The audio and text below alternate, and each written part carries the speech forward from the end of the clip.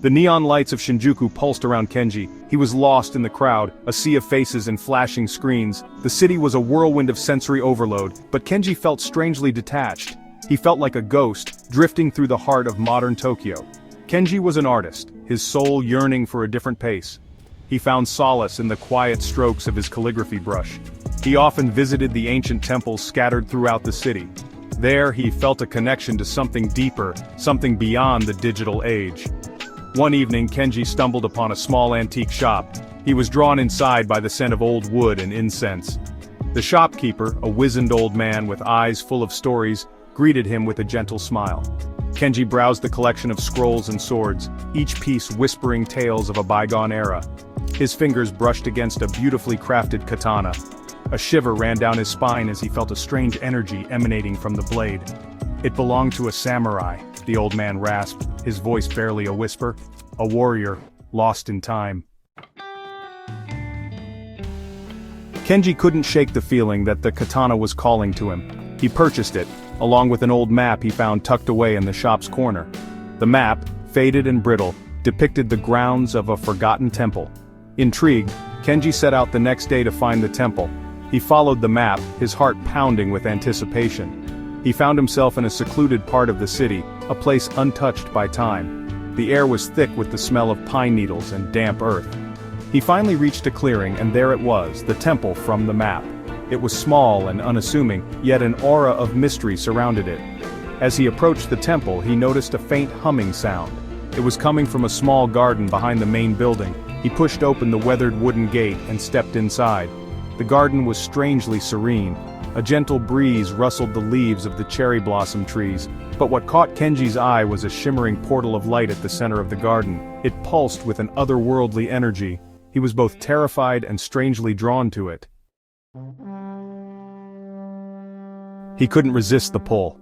Kenji stepped towards the portal, his hand gripping the katana. He closed his eyes and braced himself. The world dissolved into a blinding light and a deafening roar. He opened his eyes to find himself in a completely different world. The air was clean and crisp.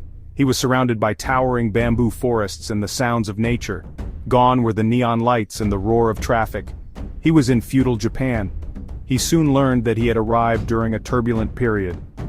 Warring clans battled for power, and the common people suffered. He was forced to adapt quickly, learning the ways of the sword and the customs of this era. He honed his skills, the katana becoming an extension of himself. He found kindness amongst the chaos. He befriended a group of villagers who taught him the old ways. He learned the value of honor, loyalty, and the Bushido code. He embraced their simple life, finding a sense of belonging he never felt in his own time.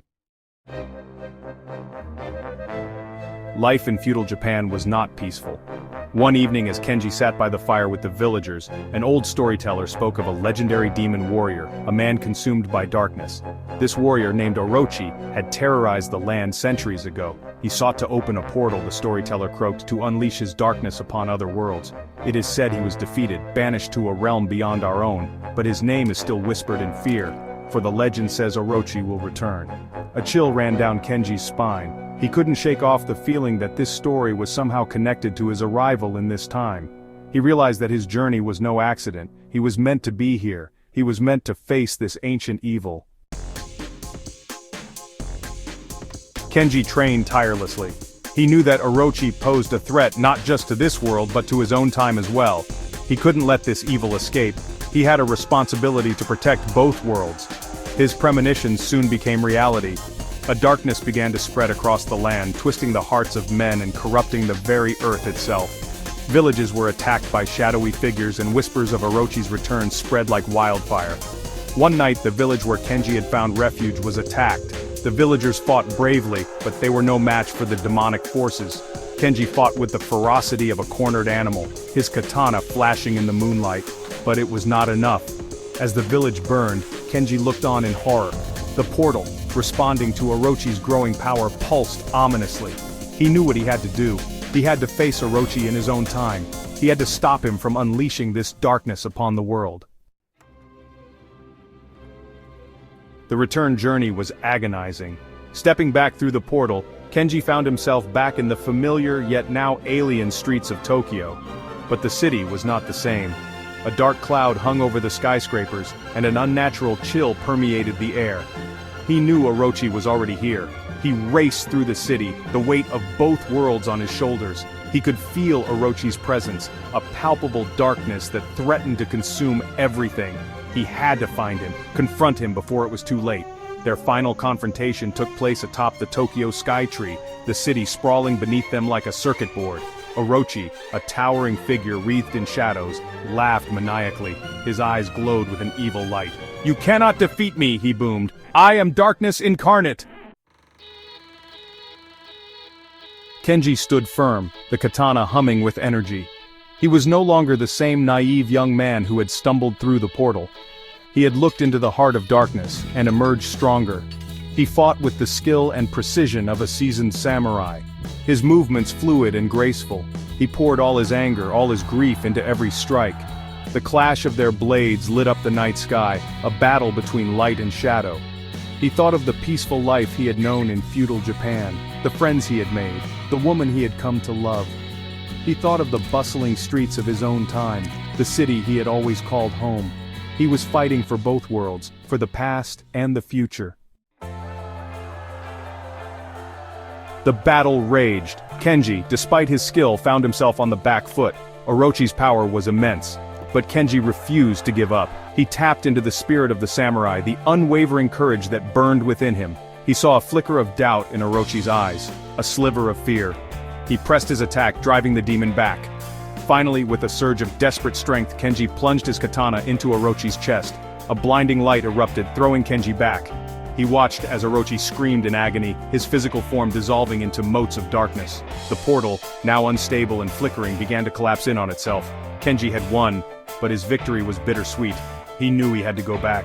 He had to close the portal from the other side, ensure that Orochi's darkness would never threaten his world again. He stood at the edge of the portal, the familiar pull drawing him in. He could see the faces of his friends from feudal Japan, their eyes filled with concern and admiration. He wanted to stay, to live out his days in the simplicity of their world. But he knew he couldn't. With a heavy heart, he stepped back through the portal. He landed on the now silent grounds of the Forgotten Temple, the echoes of the battle fading into the night. He was back in his own time, forever changed. He returned to his art, his calligraphy now imbued with the spirit of the samurai. He carried the memories of his journey, the lessons of honor and sacrifice etched into his soul.